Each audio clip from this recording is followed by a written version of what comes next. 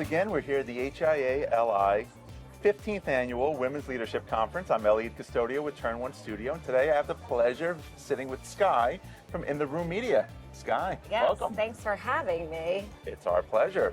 First things first, In the Room Media, what is that?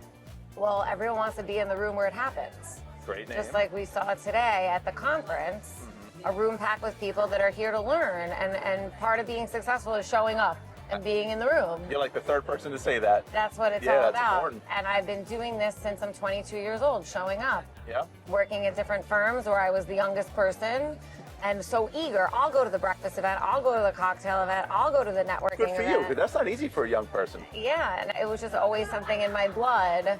I studied chemistry in college. I got a full scholarship to University of Miami to study chemistry and become a doctor.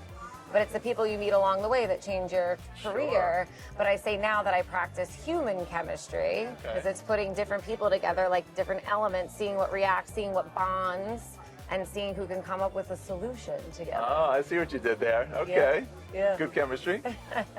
Yes. So In the Room Media. Yes. I want to learn more about how you got from chemistry to media, but let's talk more about what you're doing in the media space first. Yes. So I have a niche business where I work with the private sector community to build genuine relationships with government in the public sector. Okay. So it's not a transactional meeting. It's not a 15-minute Zoom call. It's not, let me go up to your office in Albany. It's not lobbying. It's dinner parties, fashion shows, events. Even my birthday party, I hosted a pickleball tournament as my birthday party where I had 50 people. My parents were there, my girlfriends were there from all phases of my life, and I had elected officials there as well. Because it's genuinely a chance to bond with someone and build a relationship when you have that common thread of like playing pickleball or modeling in a fashion show. It's what makes you human. That's what bonds us, not how did you vote on this piece of legislation or who did you vote for or how do you feel about climate change or flooding or abortion. It's really who are you, where are you from, like let's get to know each other a little bit better first so that we can build a better relationship towards having a more difficult conversation. I love that. How do you get politicians in a room? What was your connection with that?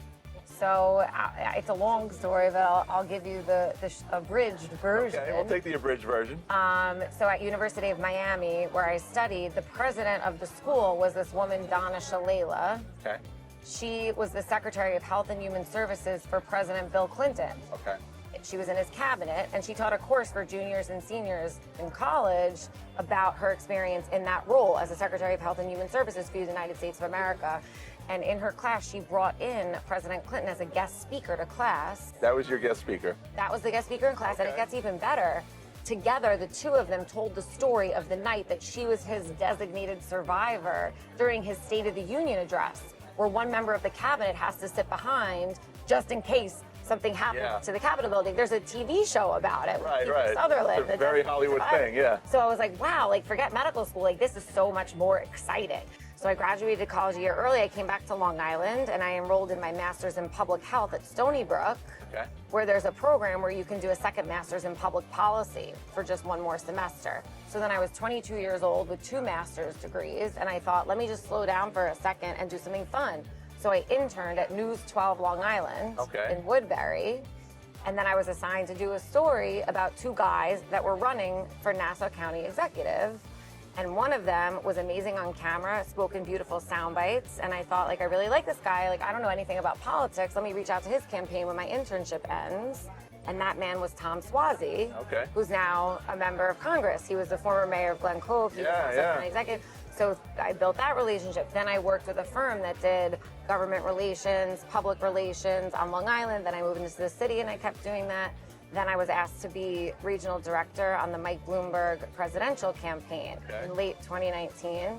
Is this getting too long? One connection lead? No, this is interesting. I'm finding it interesting. One connection led to the next. Yes, and that's why it's always, you gotta show up, you gotta be in the room, because you never know who you're gonna meet. So my phone rang, it was someone that I didn't know that got my resume from someone who got it from someone who got it from someone, and they call me and they say, will you be regional director for Long Island on the Mike Bloomberg presidential campaign? So I took what I thought would be a leave of absence from the firm I was working at in Manhattan doing government relations and public relations, and I was regional director for Mike Bloomberg. He drops out on March 4th, 2020.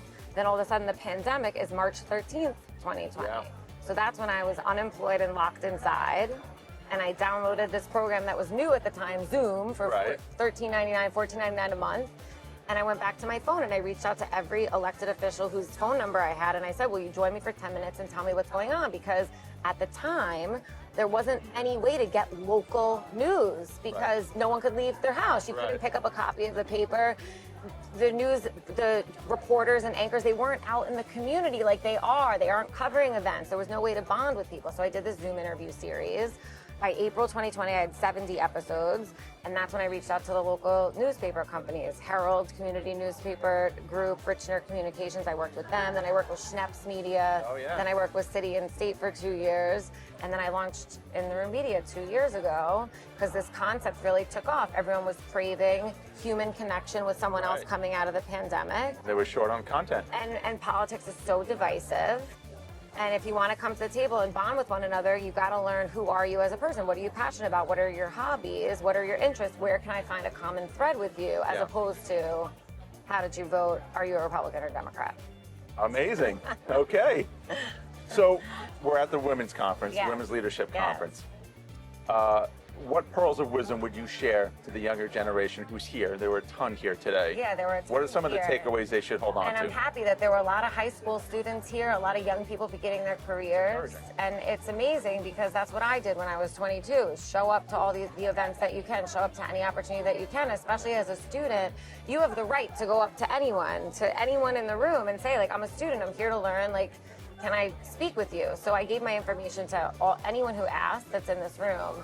But it's really difficult when you're 17, 18, like when you're young and you're trying to figure out what you're going to do with your life. Because as we just saw from my career path, it's like all the people you meet along the way that's going to influence. Well, it can be very intimidating. I mean, a room like this with almost 400 people, to walk up to a stranger and ask is not easy.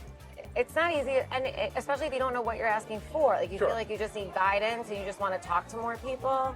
But really, for anyone to be successful, like I thought that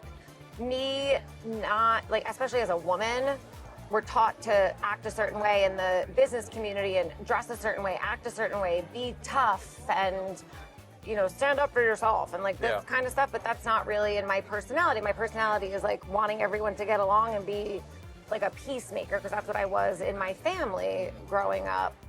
And I realized that that is not a weakness of mine, it's actually a strength. And here I am making a business out of being a peacemaker. So what I advise young people is like, try and figure out what you're really good at. And then you can surround yourself with people that have complementary skills where you can work together yin and yang and enhance each other instead of compete with each other. Yeah. So I'll ask you one more question. I know we're holding you for a bit. What do you see for 2026, either for your business or for the leadership opportunities for women?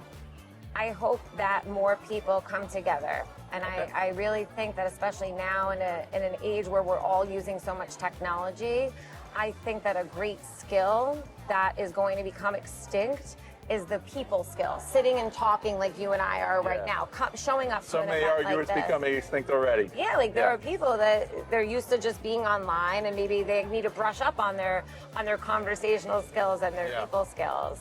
But I think I want to look forward to that and to continuing to bring people together in human ways. Love it.